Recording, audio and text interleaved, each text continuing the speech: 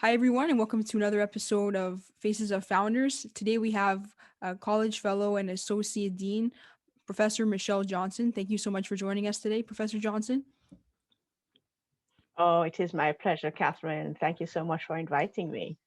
You're very welcome. All right, so tell us about the program that you teach in and how long you've been teaching at York for. So, I have been teaching in the Department of History since 2002. So, I've Wow. been at York for a long time, and I've been a proud member of Founders for all that time as well. So, the department hired me to come into what was then a new position called Blacks in the Americas. And so, what I was asked to teach was the history of African Canadians, a little bit of US history, African Americans, and Caribbean history. And then I did a big comparative course called Blacks in the Americas, which I still run. It's a fourth year seminar, and I teach in the grad program as well. So I teach in a number of different places, but most of it is focused around the experiences of people of African descent in the Americas. Wow, very interesting. That's a lot of different historical backgrounds there. That's very good. Mhm. And that seminar you teach it's a history course, right? It is, Oh, it is. okay, So, great. yes. Mhm. All right. Um, okay, number two. What has your latest research been focusing on? Oh, so my research for from graduate school all the way through has always focused on domestic servants. That is people who are paid to do housework in other people's homes. Wow, And interesting. yeah, so when I was doing my master's, I started to do a project on domestic service in Jamaica in the 20th century, so 1920 to 1970. Then when I did my doctoral work, it was domestic servants again, but this time on television. If you can imagine a history project that was focused on television. And it was looking at how domestic servants were portrayed on American TV, race, their gender, how they were expected to project servitude, and so on. And now I'm back to domestic service again, finally turning that master's project into a manuscript. And out of that has grown yet another project about domestic service, the one where one that focuses on the women who were brought to Canada under the domestic scheme in the 1950s to 1970s. So everything that I do is in some way connected to domestic service. But one other project that I keep on my burner all the time is the cultural history of Jamaica. So I look at religion, dance, music, 19th century, early 20th century. Those are my two main areas of interest. Very good, very good. And research that you did for the television domestic servants, like, do you mean sort of how they're portrayed in TVs and movies? In fact, I narrowed it down to sitcoms. So it Oh, was the situation comedies of the 1950s, 60s, 70s, 80s. And there was a real difference in how male uh, domestics like butlers were presented as very regal and they were often British, right? Whereas the women were often ditzy and a little bit crazy, and those who were racialized were portrayed in very, very problematic ways. So even on television, that social construction of how people are presented in American society came through in those television shows. So I used the social history to try to understand the cultural history that everyone was absorbing in the on television. Yeah. so just one thing that comes to mind. I'm not sure if it was the 80s or 90s. I think it was the 90s, so it may not be applicable to your research. But what comes to mind is the Fresh Prince of Bel Air. There was the. For sure. Did you do research on that one? It was a little bit after my time, Oh, but okay, I know okay, what you mean. So that yeah, the butler, I think Jeffrey, his name yeah, was Jeffrey. yeah, he's So great. you notice he was British. Yes. He was a little bit stodgy.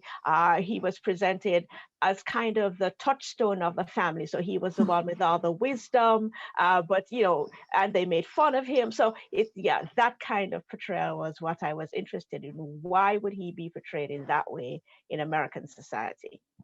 That's great. Yeah, one of my favorite shows. So wanted to bring that up. Yeah.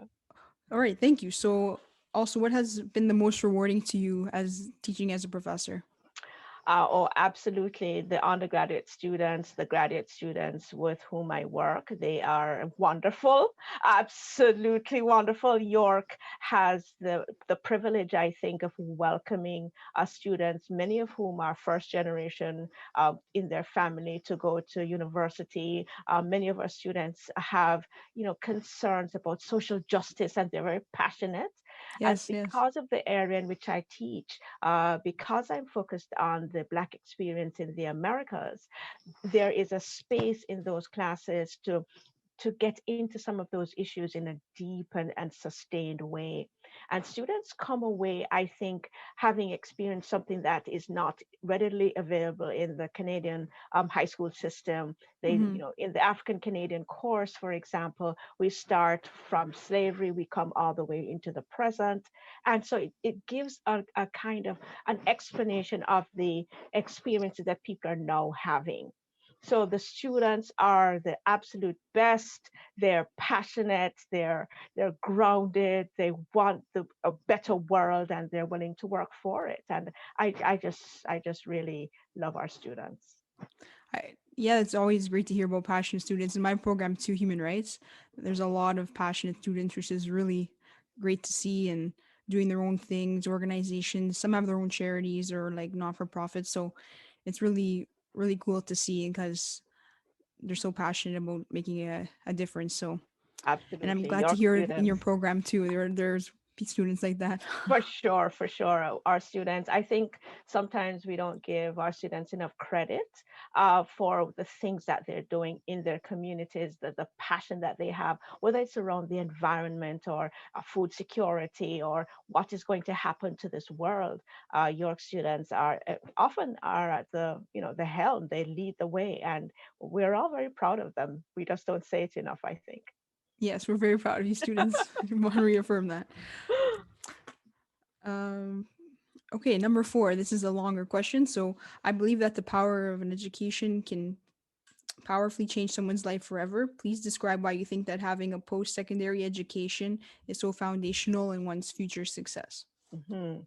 Well, post-secondary education, I promote, but it's not for everyone. And so we Hmm. don't want to put it on a kind of pedestal that if you don't get it, then there's something wrong. It's not for everyone. But Yeah. for those who want it, it gives you the ability, I think, to open up ideas you've had to look at them critically. And this is what York really excels at, the critical engagement with around issues, so that if you want to make a difference as a lawyer, as a social justice activist, as a teacher, whatever it is, the post secondary experience opens up that same question from many different perspectives.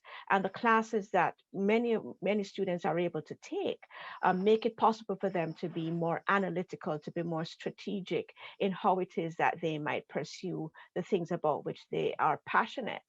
And if we're talking about getting a job, let's be for real here.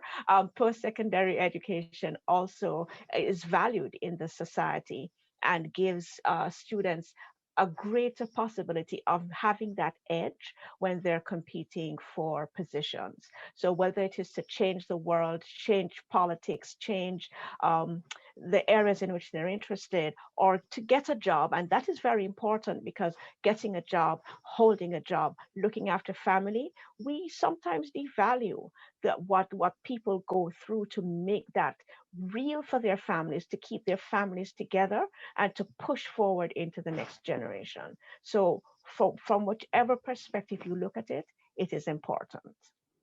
Yes, and we have some great alumni too that can serve as inspiration of how they've made change. Or some in the entertainment industry, some Mm, in politics.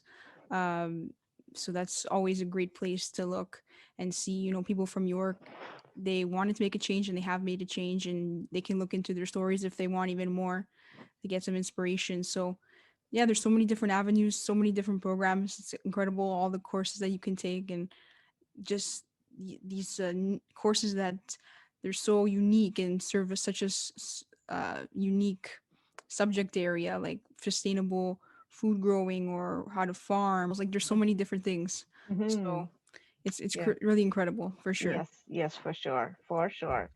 And just like one of our newest programs in our faculty is the Black Canadian Studies Certificate. It is Oh, one okay. of the only ones in Canada. It is at the forefront of pulling together history and music and dance and theater and everything around the Black experience. And Wow. this is, it's housed in humanities, but many of the people who teach in it are from all over LANPS and beyond. So it just gives you a sense of how dynamic the space at York is. And it is students who pushed for it, and students are enjoying it. I think it has grown exponentially in the last 2 years. So Oh, yeah. that's great. Yeah, I wasn't sure about that. Thanks for telling us about that today. Okay. And so the unifying question that we ask everyone is what inspires you to study in the subject field that you have chosen? Okay, so for me, history is about the story. As I say to students all the time, there are the facts and then there's history. Because history is about the interpretation of those facts. You Yes. can see an event, but how do you interpret that event? How do you place it in the wider framework? And for me, the stories that come out of history are just so powerful because they're about real people. Mm-hmm. So I came into history doing two kinds of history: social history and cultural history. And because I do social history, I look at what used to be called the history of ordinary people. So I'm not really interested in the great men and the politics and who did what and who was prime minister. Not really interested. I would be more interested in who were the people behind the scenes, who were the people who were driving the buses in the city, what were their lives like, why did they end up in these situations, what would they say about their lives. And sometimes when I go out to do oral histories, people are surprised that I am interested in what they call their ordinary lives. But it is the ordinary, it is the everyday that makes life work.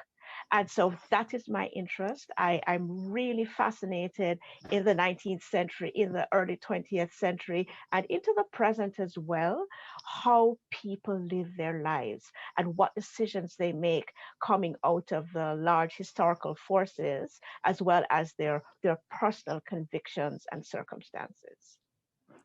That's very interesting. I never really thought about it that way. Yes, it's true. In history, when you study, they usually look at the people that have been in power or made decisions, big events that have happened. And that's a very interesting area to focus on, and I'm sure it brings a lot of perception in how other things were able to happen.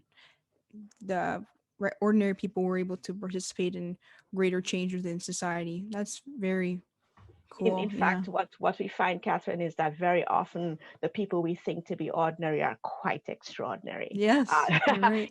in their daily lives, and their families know them to be heroes, people who get up every day and just do what needs to be done. We don't have to have, the history of great men it's usually men. We don't Yeah, have yeah. to focus on the history of great men for history to be important. In fact, the history of entire societies, we need to bring from the margins into the center the people who are very quietly just going about their business, living their lives. Thank you. Very phenomenal response. All right. That's all the questions I have today, Professor. So Okay. thank you so much for joining us and sharing such wonderful insights into what you're studying and how long you've been at York and all the other things that you shared. So thank you so much, everyone, for joining us and have a great rest of your day. All right. Bye, everyone. Thank you. I'm very grateful for you being able to join us on another episode of Faces of Founders. On the next episode, we will be sitting down with Professor Dodman, who is a professor in the Department of Languages, Literatures, and Linguistics. Always remember, knowing your community forges stronger unity.